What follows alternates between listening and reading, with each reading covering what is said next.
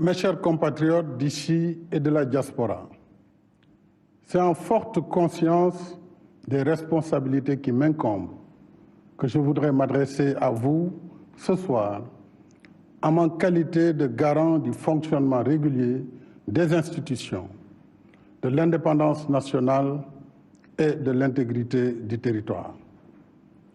Pour beaucoup d'entre nous, nous venons de célébrer la fête de la Tabaski, cette fête de la foi, de la solidarité et de la convivialité en compagnie de ceux et celles que nous aimons et qui emplissent nos vies de bonheur, d'espoir et d'amitié. Pour certains de nos concitoyens, cependant, la fête s'est déroulée dans l'ombre du deuil parce que leurs chers enfants faisaient partie de ceux et celles qui ont perdu la vie dans des violences insoutenables, injustifiables et inexcusables. Des violences qui ont mis à l'épreuve notre cohésion sociale et notre longue et enviable tradition de paix et de stabilité en Afrique. Vous aurez donc compris la tristesse et la douleur qui sont miennes. Vous comme moi, nous n'étions pas cette année dans le même état d'esprit par lequel nous honorons et célébrons la fête du sacrifice.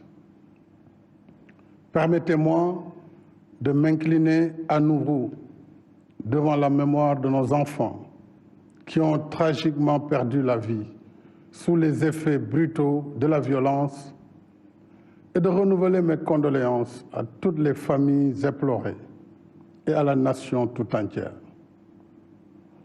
Je n'ai pas manqué dans mes prières, il y a quelques jours, au lieu saint de l'islam, de penser à nos regrettés disparus. Aucun de nos fils, aucune de nos filles ne doit payer de sa vie les désaccords qui s'expriment dans nos sociétés. La vie de nos concitoyens ne peut être sacrifiée sous l'autel d'intérêts politiques. Nous avons l'obligation de protéger la vie et la dignité de tous les Sénégalais, de toutes les Sénégalaises. Devant l'insoutenable, l'innommable, la prise de parole n'est pas toujours facile. Et souvent, les mots n'arrivent pas à exprimer le plein de tristesse qui nous envahit. Nous avons vécu des événements particulièrement graves, marqués par une violence sans précédent, occasionnant des morts et des blessés, ainsi que la destruction massive de biens publics et privés. Les scènes de violence et de pillage auxquelles nous avons assisté et leur coïncidence avec une cyberattaque contre les sites stratégiques du gouvernement et des services vitaux tels que l'eau et l'électricité n'ont rien à voir avec une quelconque manifestation politique.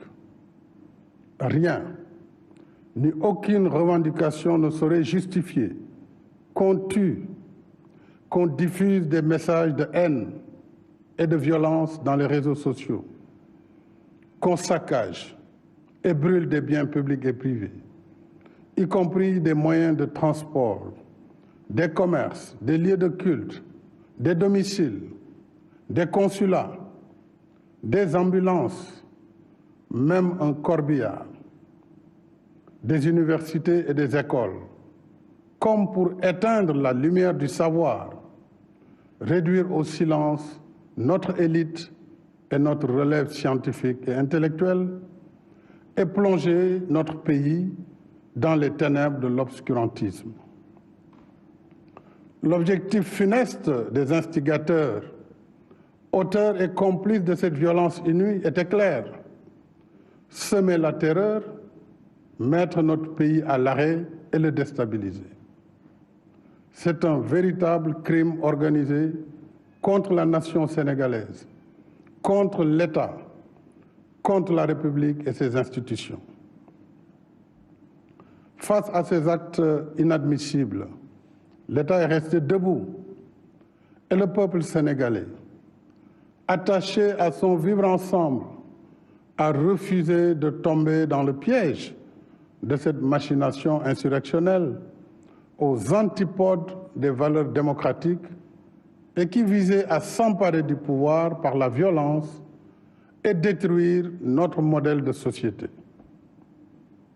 Je renouvelle mon soutien et mon entière confiance à nos forces de défense et de sécurité, dont la retenue, le professionnalisme et le sang-froid ont permis d'éviter un bilan plus lourd. Je redis avec fermeté que les auteurs, les commanditaires, les complices répondront de leurs actes inqualifiables devant la justice. En attendant, les enquêtes se poursuivent. Nous ferons toute la lumière sur ces événements et sur les forces occultes qui veulent ébranler notre pays. Pour ma part, j'affirme ici que je ne transigerai pas avec des fossoyeurs de la nation, de l'État, de la République. Ce serait trahir mon serment constitutionnel. J'exprime encore ma profonde compassion et ma solidarité aux victimes de ces actes criminels qui ont perdu leurs biens, fruits d'années d'investissement, de labeur et d'efforts quotidiens. Je pense également à toutes celles et tous ceux plongés aujourd'hui dans la détresse parce que leurs emplois sont perdus ou menacés. C'est le Sénégal qui se lève tôt, qui travaille dur toute la journée et qui se couche tard, qui est ainsi atteint.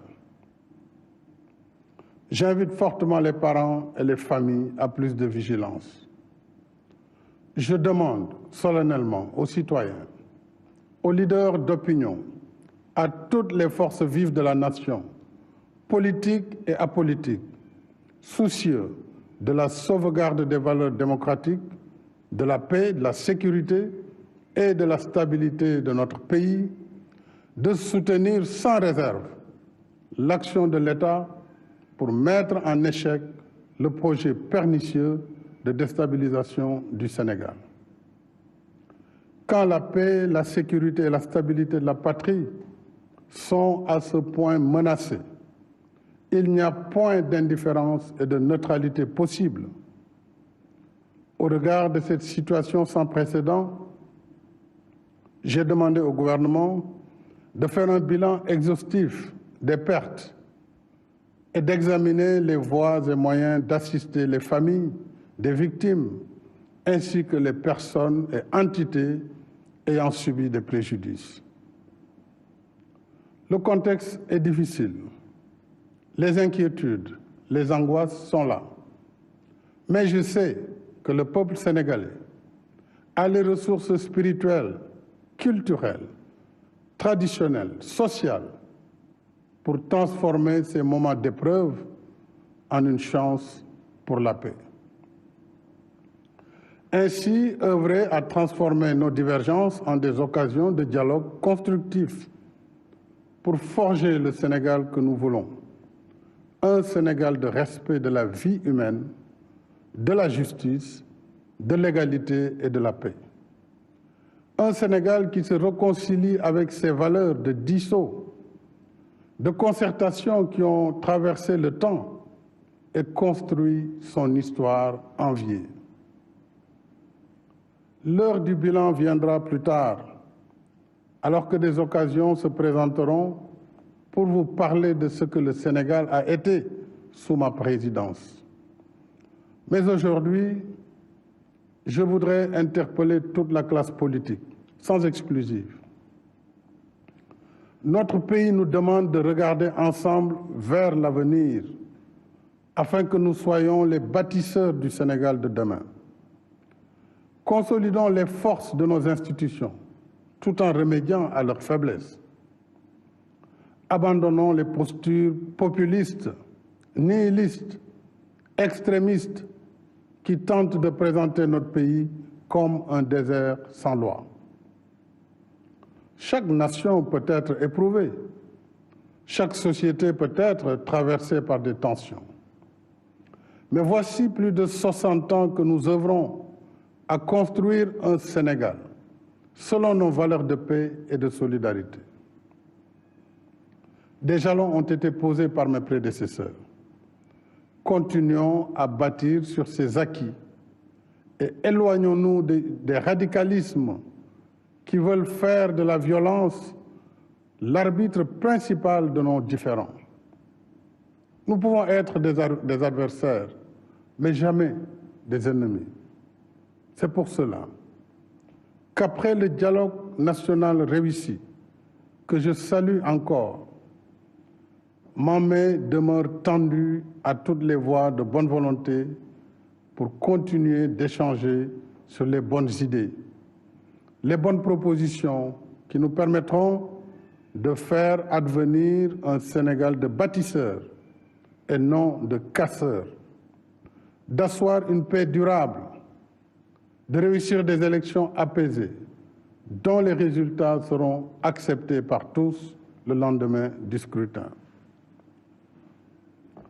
Cette vision de nous-mêmes comme un peuple ancré dans la paix et la stabilité n'est pas une utopie, même si notre histoire politique a rencontré quelques moments de fragilité, de tension. Notre force a été d'avoir toujours su trouver les mots, les paroles, les rencontres pour converser, pour penser ensemble les plaies, guérir ensemble les maux. Et depuis mon investiture à la magistrature suprême, mon gouvernement et moi n'avons ménagé aucun effort pour renforcer l'unité nationale, consolider les acquis de notre démocratie et le respect des droits de l'homme. Nous n'avons cessé de relever les défis liés au développement économique et social. Nous avons un bilan qui amène nos adversaires, même ceux parmi les plus virulents, à reconnaître que nous avons fait progresser le Sénégal. Mais aujourd'hui, ce n'est pas sur le bilan de nos réalisations que je veux surtout m'appesantir. Je veux parler avec vous de notre avenir en tant qu'il est façonné par les dynamiques de notre présent, de nos aspirations les uns à l'égard des autres, de la promesse que chacun peut être pour l'autre dans la construction du Sénégal que nous souhaitons léguer à nos enfants. Je veux donc parler de ce que le Sénégal de demain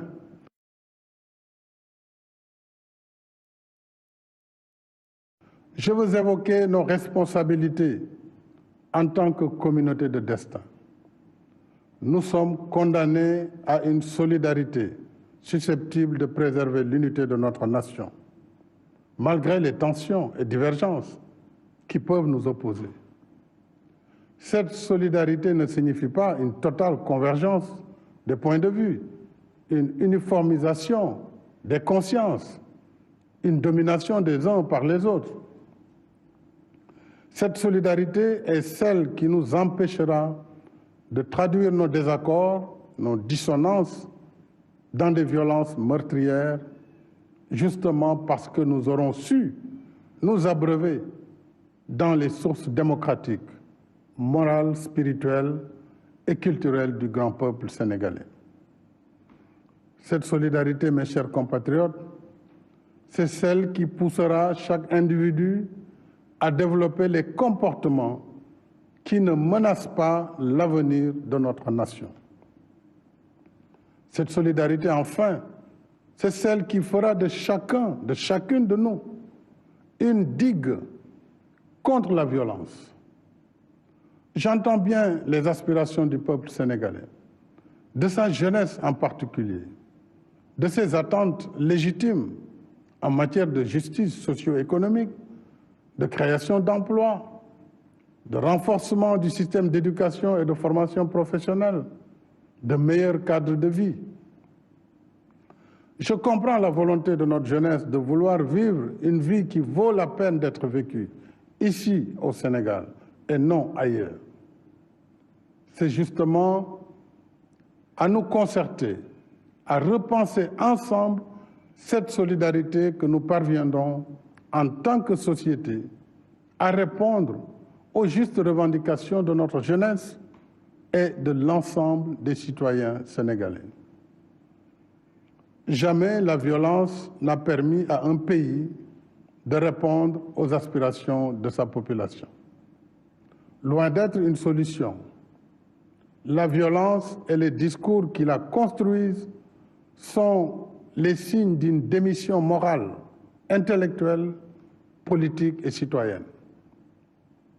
N'est-ce pas à réinventer de nouvelles manières de penser le développement de notre pays et de l'Afrique que nous devons nous atteler ensemble afin d'assumer notre destin dans un monde de plus en plus instable. Mais pourrait-on collectivement nous ouvrir à des possibles, produire le meilleur de nous-mêmes, si nos intérêts politiques personnels nous dressent les uns contre les autres, poussant ainsi une partie de la jeunesse dans la banalisation de la violence? À l'heure où se reconfigurent les rapports de pouvoir au niveau global, où la révolution numérique nous plonge dans des ailleurs incontrôlés, le Sénégal et l'Afrique, de manière générale, ont plus que jamais besoin de se réarmer scientifiquement et intellectuellement pour la production des savoirs et des savoir-faire capables de défendre l'intérêt de nos populations et de nos cultures.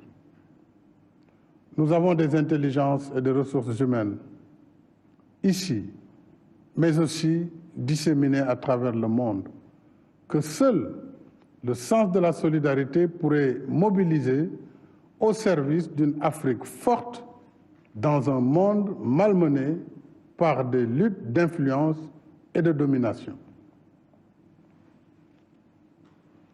La violence, mes chers compatriotes, est un frein à la mise en œuvre de nos capacités, de notre engagement à faire émerger un Sénégal prospère, un Sénégal de richesse partagée, bref, un Sénégal de tous, un Sénégal pour tous. C'est fort de la conviction d'un Sénégal enraciné dans les vertus de la paix et du dialogue que j'ai appelé à l'organisation d'un dialogue national ouvert, pluriel et inclusif.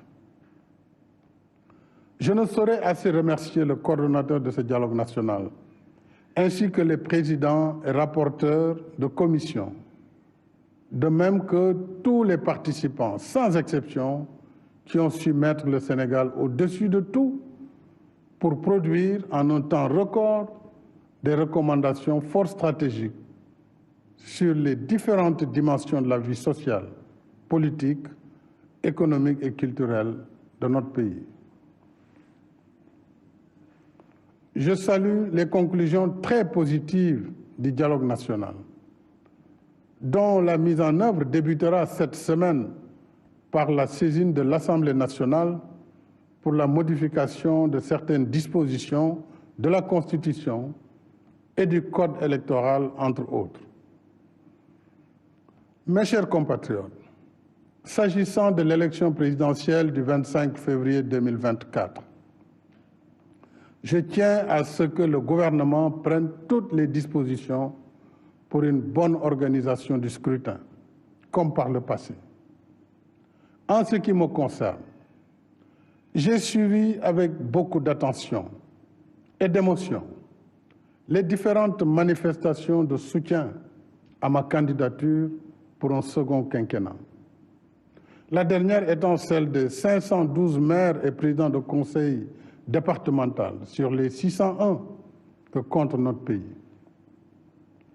À cela s'ajoutent les soutiens de la diaspora, de mouvements de jeunes, de femmes, de nos respectés sages, d'enseignants, d'arabisants, de mouvements de religieux et bien d'autres groupes, tous déjà prêts pour mener le combat de ma réélection.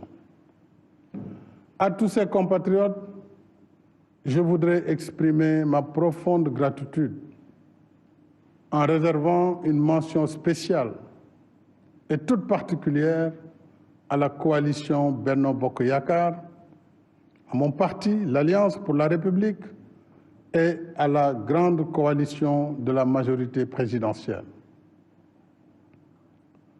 Mes chers compatriotes, ma décision, longuement et mûrement réfléchie, est de ne pas être candidat à la prochaine élection du 25 février 2024.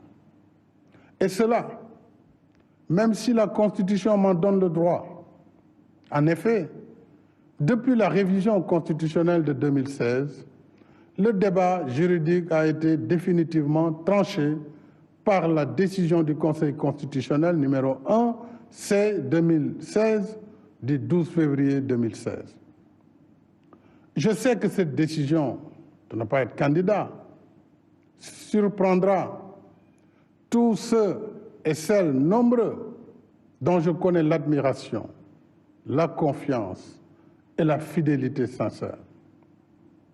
Elle surprendra aussi ceux et celles qui souhaitent me voir encore guider la construction du Sénégal, qui trouvent de plus en plus ses marques.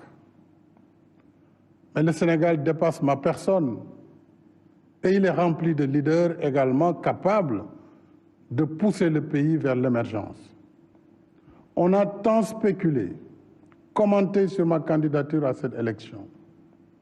Cependant, je n'ai jamais voulu être l'otage de cette injonction permanente à parler avant l'heure, car mes priorités portaient surtout sur la gestion d'un pays, d'une équipe gouvernementale cohérente et engagée dans l'action pour l'émergence, surtout dans un contexte socio-économique difficile et incertain.